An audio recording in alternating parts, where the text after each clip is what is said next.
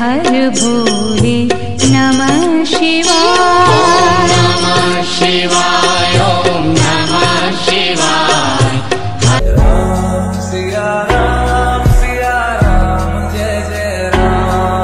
జగద్గిరిగుట్టలో నూతన దేవాలయ నిర్మాణం జరిగింది. అందులో శ్రీ శ్రీ శ్రీ మహాయోగిని మాణిక్యేశ్వరి మాత చిన్మయ విగ్రహ ప్రతిష్టాపన శ్రీ శ్రీ శ్రీ జగద్గురువులు శ్రీకాళహస్తి నుంచి వచ్చిన వారిచే జరుపబడింది. ఈ దేవాలయం చాలా అద్భుతంగా నిర్మించారు. మనం ఇప్పుడు హాల్లోకి వెళ్తున్నాము, గుళ్ళో ప్రవేశిస్తున్నాము. ముందర ఓపెన్ ప్లేస్ లో పెద్దగా యాగశాలని తాత్కాలికంగా నిర్మించారు. ఇక్కడ అమ్మవారి వాళ్ళ విగ్రహాలు ప్రతిష్ఠించారు. సో ఇప్పుడు మేము మెట్ల మీద దేవాలయంలోకి వెళ్తున్నాము. ఈ దేవాలయంలో 3 గుళ్ళు ఉన్నాయి. ఒకటి అమ్మవారిది, రెండవది శివాలయం, 3 పార్వతీమాతది. సో ఇప్పుడు ఆ అమ్మవారి యొక్క దేవాలయం ముందర బలి అన్నాన్ని నివేదిస్తున్నారు ఋత్వికులు, వైదికులు. అలాగే ఎన్నో ఉపాలయాలు కూడా ఉన్నాయి. అందులో సుబ్రహ్మణ్యేశ్వర స్వామి, హనుమంతుడు, లక్ష్మీనరసింహ స్వామి ఇలాంటి విగ్రహాలు కూడా ప్రతిష్ఠింపజేశారు. చాలా బాగుంది టెంపుల్, చూడముచ్చటగా ఉంది. అక్కడ మనము నందీశ్వరుని గమనించవచ్చు, శివుని గమనించవచ్చు. సో ప్రతిదీ కూడా వేదం ప్రకారము శాస్త్రబద్ధంగా దీన్ని తయారు చేశారు, నిర్మించారు. ఇప్పుడు అయితే మాత్రం దేవాలయ తలుపులు మూసి ఉన్నాయి. చాలా విశాలమైనటువంటి హాల్ ప్రాంగణం ఇది. నందీశ్వరులు వారు, ఎదురుగా శివుడు ఉన్నారు, అమృతలింగేశ్వరుడు, ఇక్కడ లక్ష్మీనారాయణ స్వామి ఉన్నారు. భక్తులందరూ కూర్చున్నారు. అక్కడ డొనేషన్ క్యాంప్ ఉంది. ఎవరైనా సరే భక్తులు విరాళాలు ఇక్కడ సమర్పించుకోవచ్చు. ఇక్కడి నుంచి మైక్ సిస్టమ్ కూడా ఆపరేట్ చేస్తున్నారు. ఇలా కొంచెం ముందుకు వెళ్తూ ఉంటే తులసి కోట ఉంది. ఇంకా మొక్కని ఇంకా స్థాపించలేదు. తులసి కోట దగ్గర పూజ చేస్తున్నారు. ఇక్కడ గోమాత యొక్క విగ్రహ రూపం ఉంది. ఇక ఈ టెంపుల్ అక్కడ అమ్మవారు మాణికేశ్వర మాత యొక్క ప్రతిరూపము, చిత్రము, కటౌట్ మనం చూస్తున్నాము. ఇక బయట చూస్తే యాగశాల యొక్క పై భాగాన్ని చూడొచ్చు మనం. వెదురు తడికలతోటి చేశారు, వెదురు తడికలతోటి నిర్మించారు. చుట్టూ కూడా చాలా అద్భుతమైనటువంటి సుందరమైనటువంటి ప్రదేశము. ధారాళంగా గాలి, వెలుతురు కూడా వస్తున్నాయి.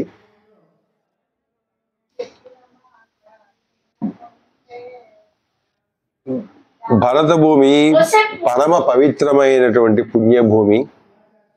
ఇక్కడ దేవతలు మానవులుగా జన్మించారు.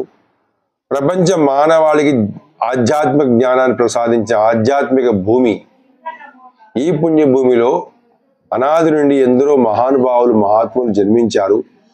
ఒక మహత్తరమైన లోక కళ్యాణ సంకల్పం, లోక సంకల్పంతో లేదా గొప్ప ఆదర్శం కోసం వారి జీవితాన్ని ఈ సమాజానికి అంకితం చేశారు. అఖిల మానవాళి సుఖశాంతులతో, మమతానురాగాలతో, పరస్పర ప్రేమానుభావాలతో జీవించాలని తమ శక్తి యుక్తులు ధారబోశారు. ఇప్పుడు శివాలయము, నందీశ్వరుడు అక్కడ చేస్తున్నారు. ఇక మనము ప్రత్యేకంగా ఒక టెంట్ వేశారు, ప్రాంగణాన్ని నిర్మించారు. ఇక్కడ గురువు గారిని చూస్తున్నాం మనము. జగద్గురువుల వారు మన వెనక వైపు. సో మల్లికార్జున స్వామి గారు ఇప్పుడే ప్రారంభించారు గురువుని పూజిస్తూ.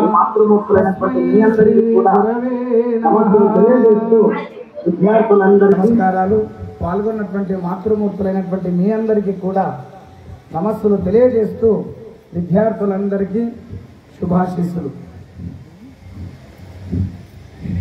పరమ పూజ్య అమ్మగారి యొక్క అంతఃకరణ ప్రేరణానుగ్రహం ఇంతటి వరకు తీసుకుని వచ్చింది. ఆ అనుగ్రహము ఇక ముందు కూడా నడిపిస్తుంది అని నేను అమ్మగారికి మరొకసారి మనస్ఫూర్తిగా దండం పెట్టుకుంటున్నాను. ఈ దేవాలయం నిర్మాణం జరగాలి అంటే ఇందులో ఎంతో మంది యొక్క శ్రమ, వారి యొక్క కష్టార్జితం ఉన్నది. అంతకంటే ఎక్కువ ఆ అమ్మగారి పైన ప్రేమ ఉన్నది, భక్తి ఉన్నది, శ్రద్ధ ఉన్నది. ఆ ప్రేమకు ప్రతిరూపమే ఈరోజు ఈ మానస మహామందిరం అని నేను మనవి చేస్తున్నాను. లేకపోతే ఇది సాధ్యమయ్యేది కాదు. కానీ ఇప్పటికీ నా ఎన్నిసార్లు మీరు అందరూ ఒడిగడు గురు మాట తిరిగి అది పునరుజ్జీవితమైంది, మళ్ళీ నిలబడడానికి అది చేసింది. దానికి కారణం ముఖ్యమంత్రి ఆయన గారు. అది నేను ఎన్నిసార్లు చెప్పుకొని అని నేను మనవి చేస్తున్నా. ఎందుకంటే అమ్మగారు శ్రీశైలానికి పంపించినప్పుడు కూడా ఆనాడు పరిస్థితి చాలా విచిత్రంగా ఉండేది. అప్పుడు కూడా విశ్వపతి నాయన గారు నిలబెట్టినారు. ఆ తర్వాత మహబూబ్ నగర్ ఆశ్రమానికి వచ్చి అక్కడ 4 సంవత్సరాలు సేవ చేశాం. అక్కడ 4 సంవత్సరాల ఆశ్రమ సేవలో విఠలరెడ్డి నాయన గారి యొక్క హితోరికమైన సేవ ఉన్నందుకే ఆ ఆశ్రమం కూడా మళ్ళీ నిలబడింది. అక్కడి నుండి కొన్ని కారణాంతరం వల్ల హైదరాబాద్ రావడం జరిగింది. హైదరాబాద్లో ఏం చేయాలో తెలియదు. అక్కడ సేవ చేసుకునే భాగ్యం దొరికింది. 6 సంవత్సరాలు ఆహర్నిశలు అక్కడ కష్టపడ్డాం. అందరితో మనం చేసినాం. చిన్న గుడి తప్ప ఏమి లేదు. గుడి అంటే కూడా గుడి కాదు, 4 గోడలు తప్ప ఏమి లేవు. అప్పటికి ఇక్కడే ఉండేటటువంటి అంజయ్య స్వామి మన మధ్య వారి గుడి 94లో ఆ శివాలయాన్ని ప్రతిష్ఠించినారు. వారు ప్రతిష్ఠించినటువంటి శివాలయాన్ని యథాతథంగా ఒక 4 గోడలు తప్ప ఏమీ లేనటువంటి స్థితిలో మేము చేసుకుంటారంటే మీరు అమ్మ సేవ చేసుకుంటే మనకి ఇచ్చారు. అమ్మ కోసం ఒక గుడి నిర్మాణం చేయాలంటే దీని వెనకాలనే ఒక గుడి నిర్మాణం, ఒక రూమ్ వేసినాం. సందర్భంలో అది అక్కడి నుండి మళ్ళీ నిష్క్రమించడానికి ఒక దారి తీసింది. కిందనే అమ్మ ఫోటో పెట్టుకుని మేము పూజ చేసుకునే ఆకారాలు ఉన్నాయి. అదేవిధంగా మన పెద్దలైనటువంటి జయరాం నాగభూషణం నాయన గారు ఆనాడు కూడా వారు సాయ సహకారాలు అందించినారు. పాఠశాలలో ఒకరోజు పడుకొని ఉంటే నాకు దేవుడిని చింతి నీకు పూజ చేస్తారో వాళ్ళు సాధకులుగా నిలబడతారు. అటువంటి సాధకుల యొక్క స్థాయిలో ఈరోజు ఎవరు ఉన్నారో మన అందరి దృష్టిలో అంటే తమ యొక్క మనోగతాన్ని వ్యక్తపరచవలసిందిగా కోరుతున్నాం. ఎందుకంటే వారు దాతలిచ్చినటువంటి ఆ ధనాన్ని సద్వినియోగం చేస్తూ ఇంతటి కార్యక్రమాన్ని నిర్వహిస్తూ మల్లికార్జున గారు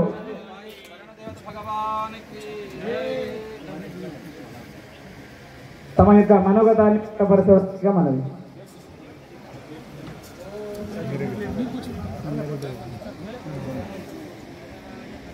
ఇదే కార్యక్రమంతో పెద్దలు నాగభూషణం నాయన గారు గ్రేటర్ హైదరాబాద్ జంగమ సమాజం ఉపాధ్యక్షులుగా, అదేవిధంగా జంట నగరాలలో ఎన్నో అసోసియేషన్కు ఆయన పనిచేస్తున్నటువంటి వ్యక్తి పెద్దలు నాగభూషణం నాయన గారు వారు కూడా రావడం జరిగింది. వారికి కూడా నేను సాదర స్వాగతాన్ని తెలియజేస్తూ ఇప్పుడే మా సులగడ్డి సిద్ధేశ్వరన్న గారు, జగదీశ్వర్ గారు, పల్వడ్ల జగదీశ్వర్ గారు మాజీ అధ్యక్షులు సంగారెడ్డి జిల్లా మరి టైం తీసుకొని రావడం సులగడ్డి సిద్ధేశ్వరన్న బ్రహ్మ విష్ణు గురుదేవో మహేశ్వర నిపాద కమల సేవయు తాపస మందారమాకుతయే మల్లికార్జున గారి యొక్క జనకులు, వారి జన్మించినటువంటి వారు ఎంతో ధన్యజీవులు. ఎందుకంటే ఇంతటి యొక్క ఆణిముత్యాన్ని సమాజానికి అందించినటువంటి గట్టిగా చెప్పట్లు. ఎందుకంటే మల్లికార్జున ఉన్నది కాబట్టి ఇంతటి కార్యక్రమం ఇక్కడ జరుగుతుంది. అలాగే నాగభూషణ స్వామి గారితో ఆశీర్వచనం జరుగుతుంది. బీపీ పాటిల్ స్వామి గారు జగద్గురువుల యొక్క ఆశీస్సులు పొందాలి. గట్టిగా చప్పట్లు వారికి. ఇంతటి యొక్క కొడుకును చిరంజీవిని మనకి అందించి ఉన్నారు. వారు ధన్యజీవులు ఈరోజు కనుక వారికి ధన్యవాదాలు తెలియజేస్తున్నాం. మరి ఈ కార్యక్రమంలో మనం జరిగి ఈ యొక్క వ్యవస్థ కేవలం ఒక మందిరమే కాదు, వేద పాఠశాల వ్యवस्था వీటన్నిటిని కూడా बिना कर्म के यहाँ पर रहने का कोई हक नहीं है। यहाँ रहना हो तो कर्म करते रहो, काम करते रहो, काम करते रहो। कर्मण्येवाधिकारस्ते मा फलेषु कदाचन मा कर्म फल हेतुर्भोः माते संगोस्त्वकर्मणि कुर्वन्नेवेह कर्माणि विजीविषेत्वं समाः। उपनिषद भगवत गीता अनेक दर्शनों में इसका उल्लेख है। इस प्रकार जब पैदा होने के बाद व्यक्ति को अनेक कर्म करने पड़ते हैं, उनमें से एक अच्छा कर्म है और एक बुरा कर्म है। अच्छा कर्म कौन सा है, बुरा कर्म कौन सा है? सरल सरल परिभाषा आपको बताएं। जिसको करने के लिए जब आप शुरू करते हैं तो उसके लिए कष्ट आए, समस्या आए तो समझना वो अच्छा कर्म है। बिना कोई कष्ट के आपसे काम हो रहा है तो समझना वो बुरा कर्म है।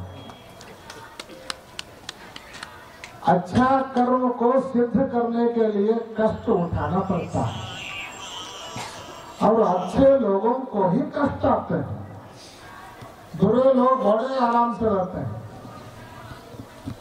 अच्छे लोग जिंदगी भर पीसते रहते हैं, कोसते रहते हैं, कष्ट उठाते रहते हैं।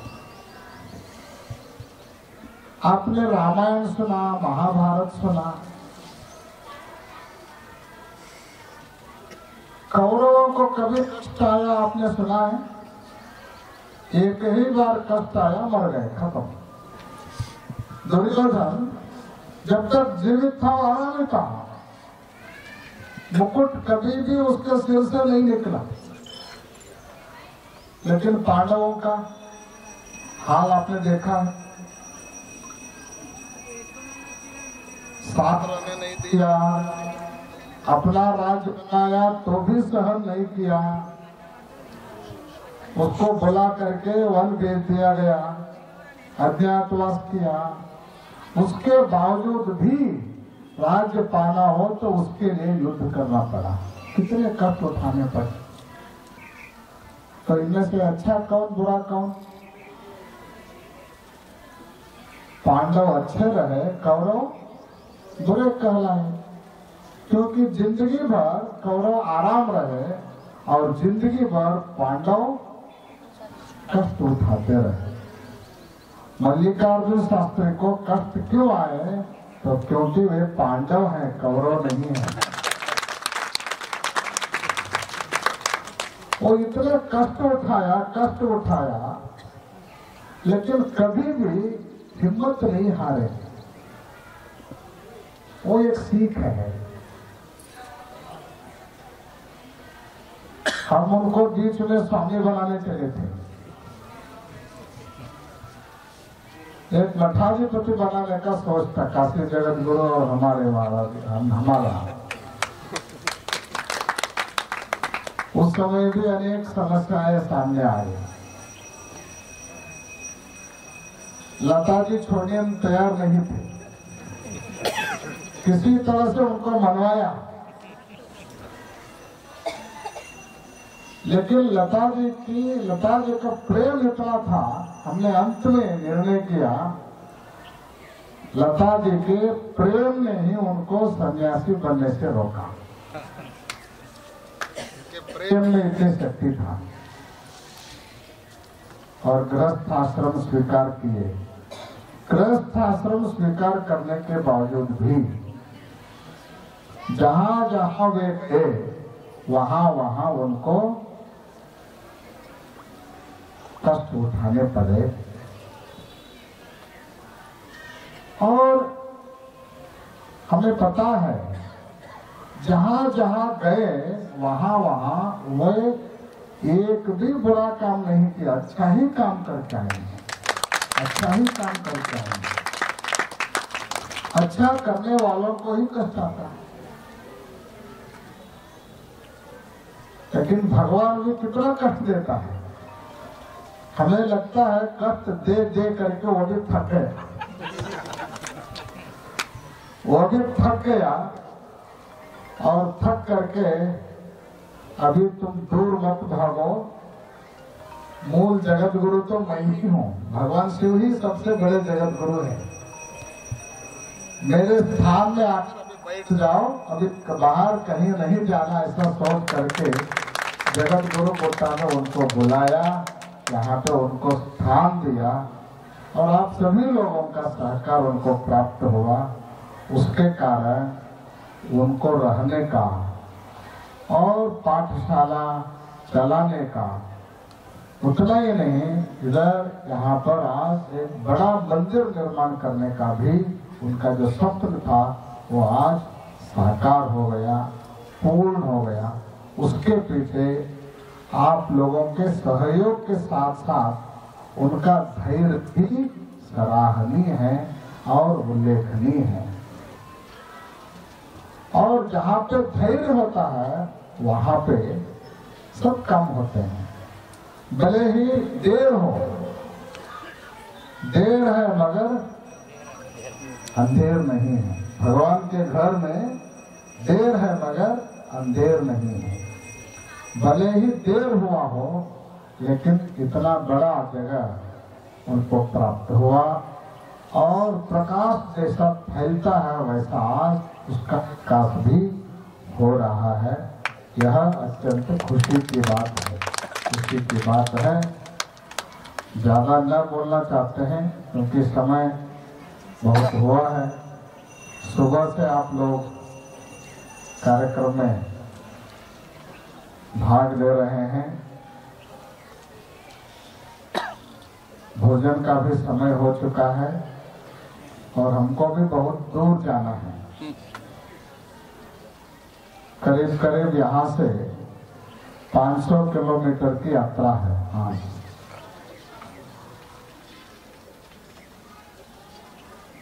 एक बात है,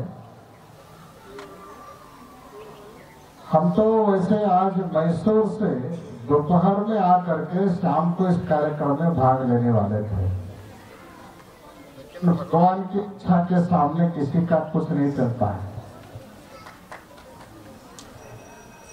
आप सब लोगों को पता होगा विगत 5 दिनों से श्रीशैल क्षेत्र में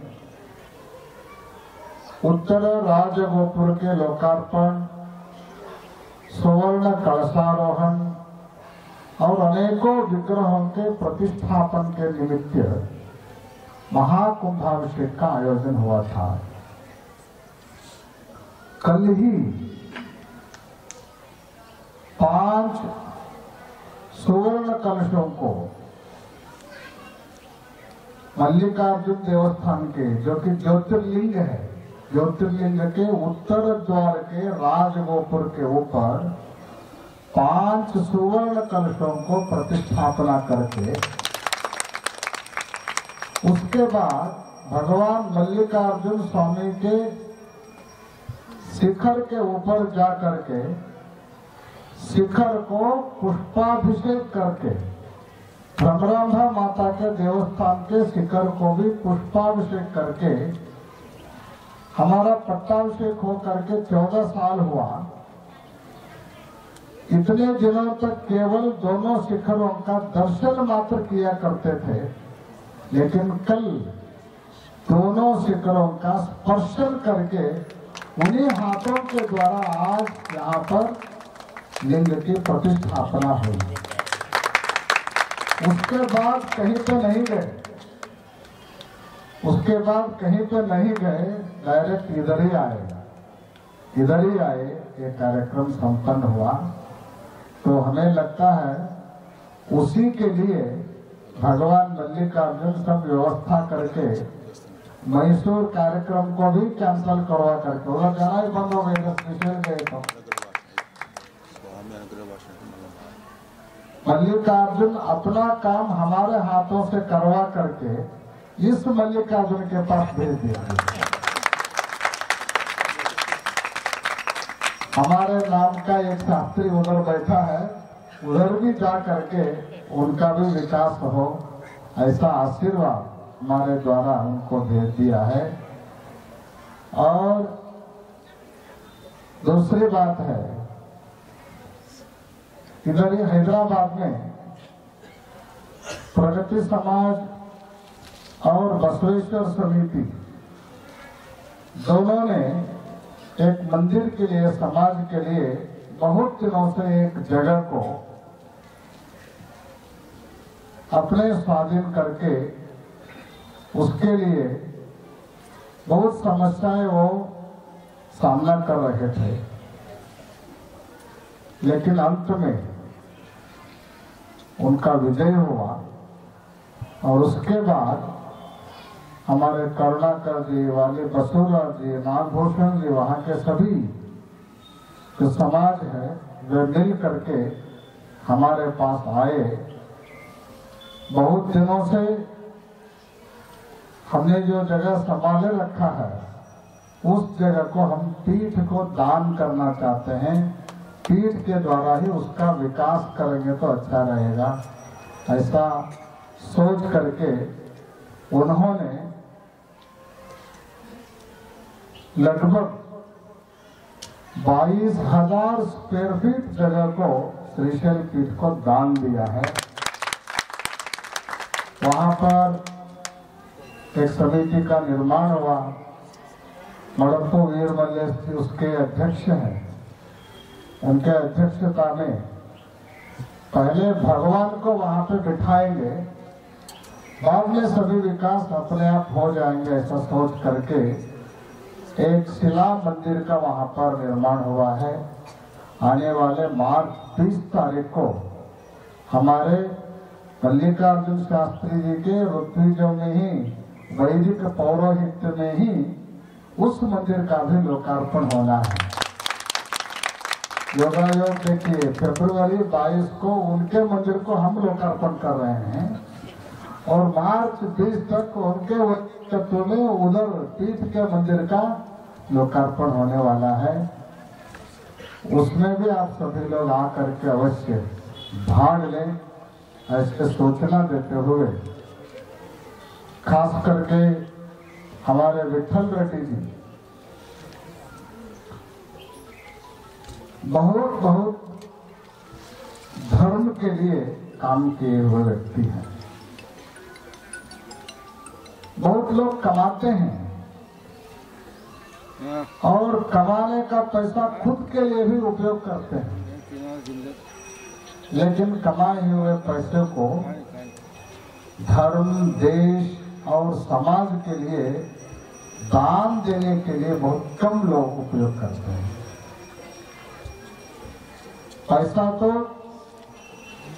3 मार्ग से जाता है, दानम भोगो नाशस्य गतयस्तिस्रः वित्तस्य यो न ददाति न भुंक्ते तस्य तृतीया गतिर्भवति।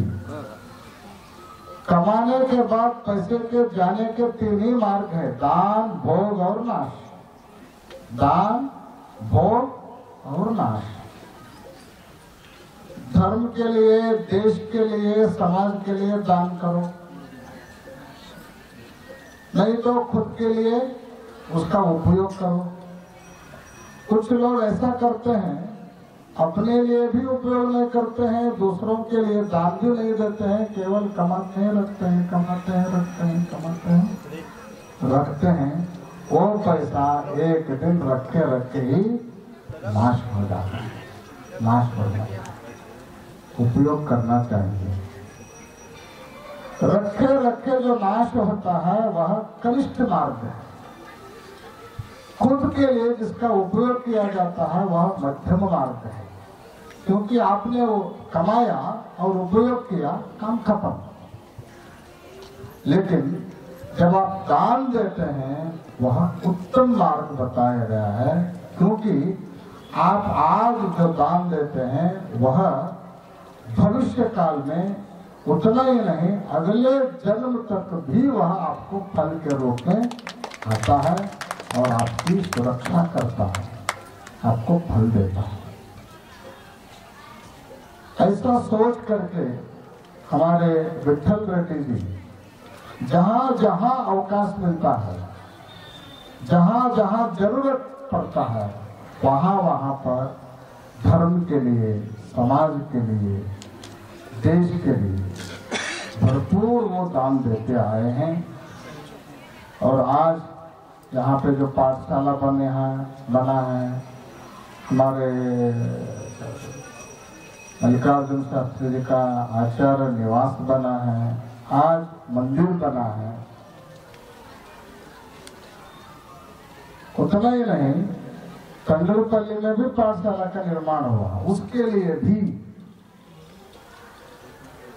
जहां जहां मल्लिकार्जुन शास्त्री जी विकास किए, जहां जहां काम करने के लिए शुरू किए, वहां वहां पर हर जगह पर सबसे अधिक किसी ने दान दिया है, पूरे आधार के रूप में खड़े हो गए हैं, तो हमारे वे विठल रेड्डी जी रहे हैं। उनका योगदान भरपूर है और आने वाले दिनों में भी उनका साथ इसी तरह मल्लिकार्जुन शास्त्री जी के साथ रहे।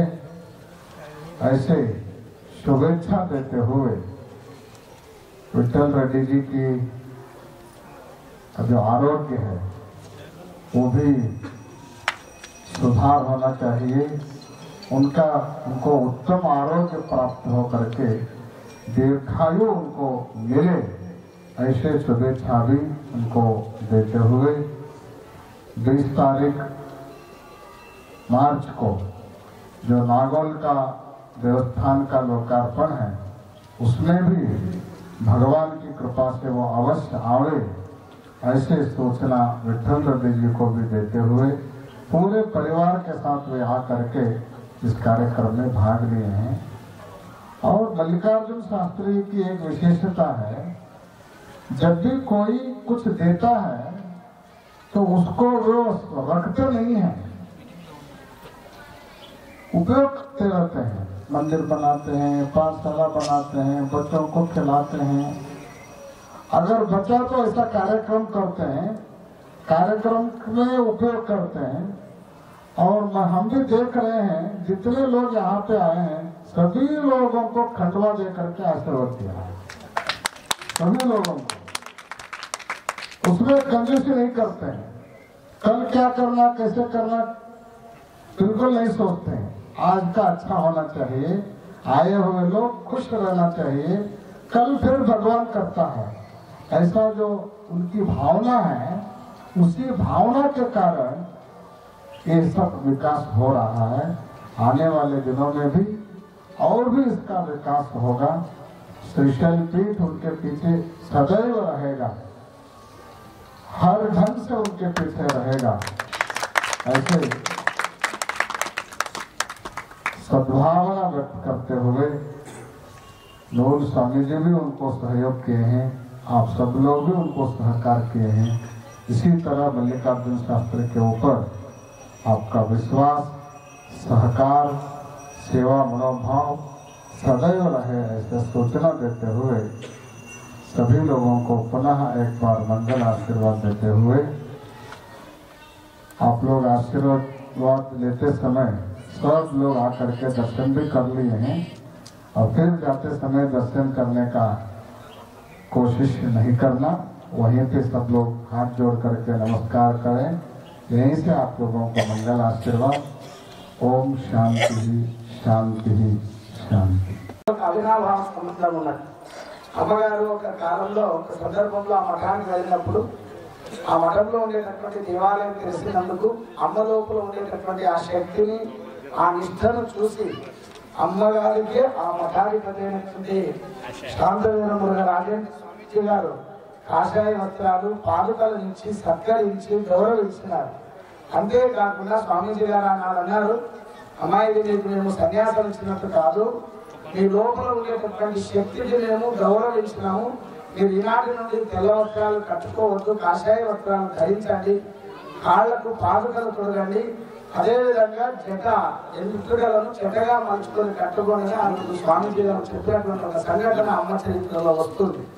ఆ యోగం ఏమిటి అంటే, ఈ రోజుకి ఆ మఠానికి ఆనాడు శాంతిగిరి స్వామీజీ గారు, ఇప్పుడు ఉండేటటువంటి మఠాధిపతి ఉన్నారో స్వామీజీ గారు, వారు ఆ మఠానికి అధికారం తీసుకున్న తర్వాత ఈ రోజుకి సరిగ్గా 22 సంవత్సరాలు పూర్తవుతున్నాయి.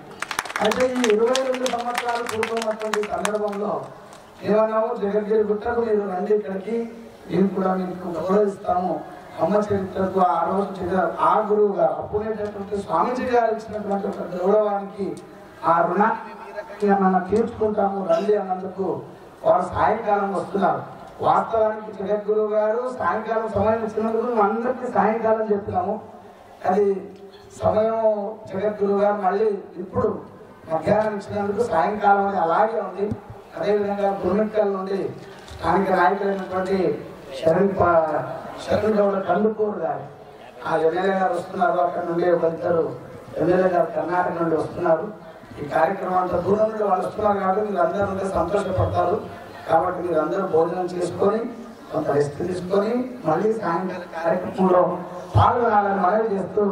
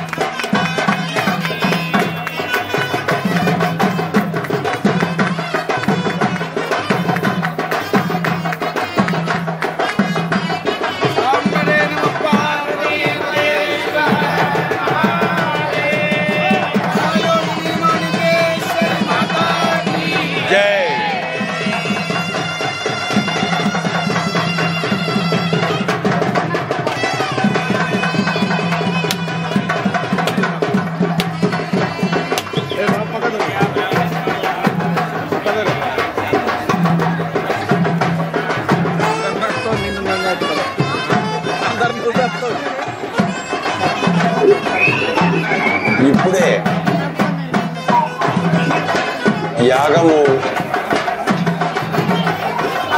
అంతా పూర్తయినాక యాగ పరిసమాప్తి అవుతుందా, యాగం సమర్పణ చేశారు స్వామీజీ వారి చేతి మీద జరిగింది.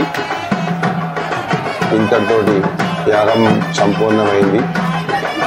ఈ కార్యక్రమము దరిదాపుగా 5 రోజుల నుంచి జరుగుతుంది. ఇప్పుడు అందరూ కూడా యాగేశ్వరుడు యజ్ఞకర్త అయినటువంటి ఆయన దీన్ని విభూతిగా బొట్టుగా పెట్టుకుంటున్నారు. అది మనకు రక్షణ కనిపిస్తుంది. ఆ శక్తి అంతా కూడా మనం ప్రవహిస్తుంది. స్వామివారి అనుగ్రహంతో ఈ కార్యక్రమం చాలా సంపూర్ణ విజయం జరిగింది.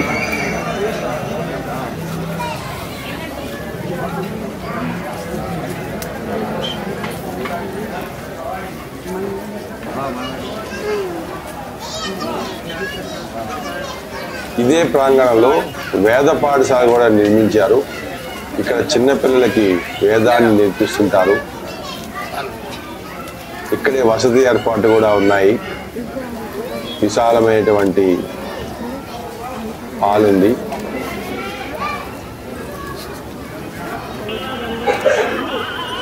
అట్లనే వీరికి భోజన సదుపాయం కూడా ఉంది.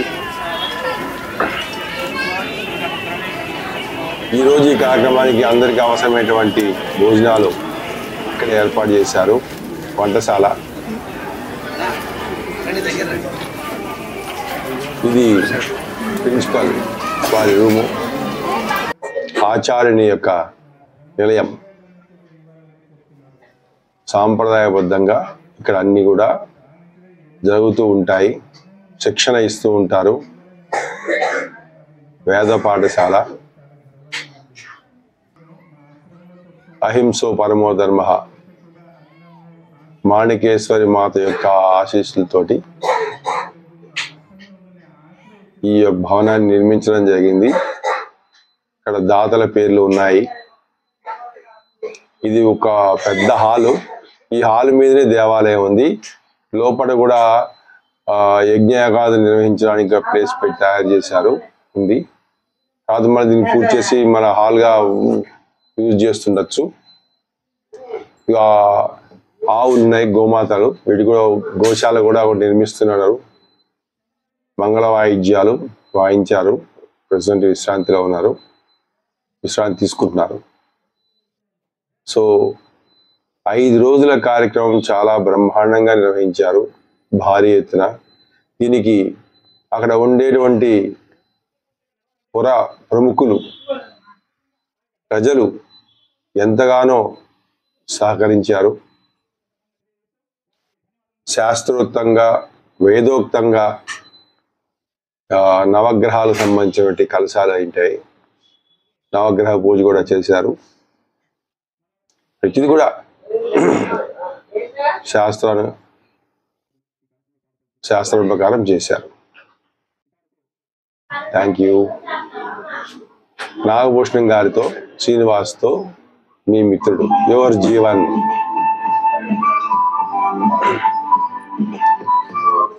ఒక చిన్న విన్నపము, ఈ వీడియోని చూసి మీరు ఆనందించారు. అలాగే మీరు గనక మీకు నచ్చినట్లయితే ఈ వీడియోని లైక్ చేయండి. అలా చేయడం వల్ల మీ యొక్క సంఘంలో మిత్రులకి ఇది రికమెండ్ చేయబడుతుంది, 10 మందికి రీచ్ అవుతుంది. అలాగే పక్కన సబ్స్క్రైబ్ బటన్ ఉంది, సబ్స్క్రైబ్ చేయండి. ఇది ఉచితంగా ఉంటుంది, ఎటువంటి రుసుము కూడా విధించరు. అలాగే అందరికి కూడా మిత్రులకు షేర్ చేయండి. ఈ ఛానల్ని సహకరించండి, ప్రోత్సహించండి.